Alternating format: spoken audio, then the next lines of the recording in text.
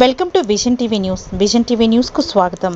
ఈరోజు కార్వాన్ దర్బార్ మైసమ్మ బోనాల ఉత్సవాల సందర్భంగా ప్రభుత్వం తరపున రాష్ట్ర మంత్రి గడ్డం వివేక్ వెంకటస్వామి, అడ్డూరి లక్ష్మణ్, అసెంబ్లీ స్పీకర్ గడ్డం ప్రసాద్ కుమార్, కాల యాదయ్య అమ్మవారికి పట్టు వస్త్రాలు సమర్పించారు.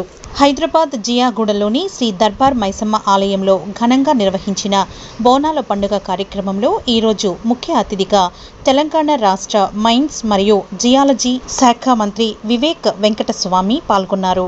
ఈ సందర్భంగా అమ్మవారికి మొక్కులు సమర్పించిన మంత్రి రాష్ట్ర ప్రజలందరూ ఆనందంగా, ఆరోగ్యంగా, శాంతియుతంగా ఉండాలని మైసమ్మ తల్లిని ప్రార్థించారు.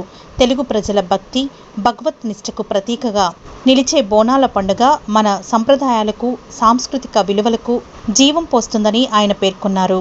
ఈ కార్యక్రమంలో మంత్రి లక్ష్మణ్తో పాటు స్థానిక భక్తులు, మహిళలు, ప్రజాప్రతినిధులు పెద్ద ఎత్తున హాజరై భక్తి శ్రద్ధలతో బోనాలు సమర్పించారు. భక్తులతో మమేకమైన మంత్రి ఆలయ అభివృద్ధి గురించి అధికారులతో చర్చించి అవసరమైన చర్యలు తీసుకోవాలని సూచించారు.